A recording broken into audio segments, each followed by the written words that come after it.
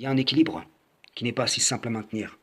Un équilibre que tu ne pourras garder que par la grâce de ton Créateur. Celui-ci se situe entre la crainte et l'espérance pieuse, entre je ne me garantis pas le salut par moi-même et je ne deviens pas insensé au point d'en désespérer. Les dogmes, par leurs promesses, font perdre cet équilibre et tu perds ta stabilité. Tu tâtonnes, tu vacilles. Certains disent en Jésus je suis sauvé. D'autres, le prophète Mohammed intercédera pour moi. D'autres, je ne suis que le Coran seul. Que pourrait-il m'arriver? D'autres encore disent, nous aurons le pardon. Et si d'autres choses s'offrent à eux, ils les prennent pour argent comptant. Et en vérité, c'est justement parce que vous voulez des garanties au travers des promesses des diables que celles du Créateur risquent bel et bien de vous échapper. Réfléchissez, Allah a dit à Adam, ô Adam, celui-là est vraiment un ennemi pour toi et ton épouse. Prenez garde qu'il vous fasse sortir du paradis, car alors tu seras malheureux. Car tu n'y auras pas faim, ni ne seras nu, tu n'y auras pas soif, ni ne seras frappé par l'ardeur du soleil. De même, ne nous a-t-il pas dit, ne vous ai-je pas engagé, enfant d'Adam, à ne pas adorer le diable, car il est pour vous un ennemi déclaré, et ne vous ai-je pas engagé à m'adorer? Voilà un chemin bien droit. Il a très certainement égaré un grand nombre d'entre vous. Ne raisonniez-vous donc pas? Le service exclusif d'Allah, c'est ce qui mène à tu ne seras pas malheureux. Tu n'auras pas faim, tu ne seras pas nu, tu n'auras pas soif, et l'ardeur du soleil ne te frappera pas.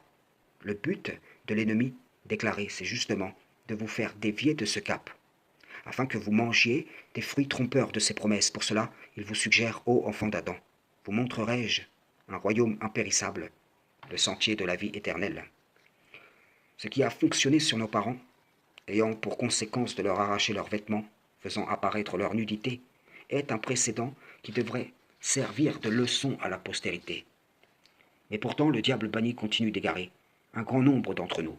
Et vous me direz, comment l'associons-nous à Allah? Je vous réponds, car c'est ses promesses qui animent vos cœurs et vous rendent tels des flèches qui n'atteindront pas leur cible. Votre foi en ses promesses vous asservisse à lui. Il y a 1 ou 2 jours, je suis tombé sur un prêtre ou un faux prophète qui disait le 666 c'est la fausse trinité. La vraie trinité c'est le 777. Entre les deux, il y a 111, les 3-1 de la trinité. Voyez-vous, au départ, il n'y a pas de trinité. Et tout le monde sait que celle-ci est formée à partir de 3 esprits impurs qui usurpent l'identité du Père céleste, du Fils de l'homme et l'Esprit Saint, l'Esprit de vérité. Mais les diables arrivent à faire basculer des masses innombrables d'une fausse trinité à une autre, laissant croire aux gens une sortie des ténèbres du mensonge vers la lumière de la vérité. Vous me direz, non mais c'est gros là quand même.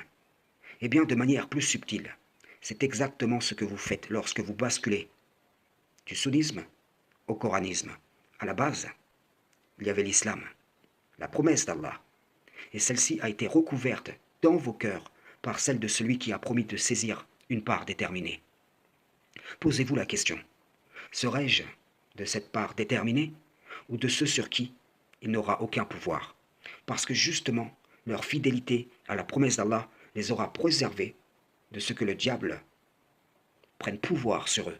Frères et sœurs en islam, salam, shalom.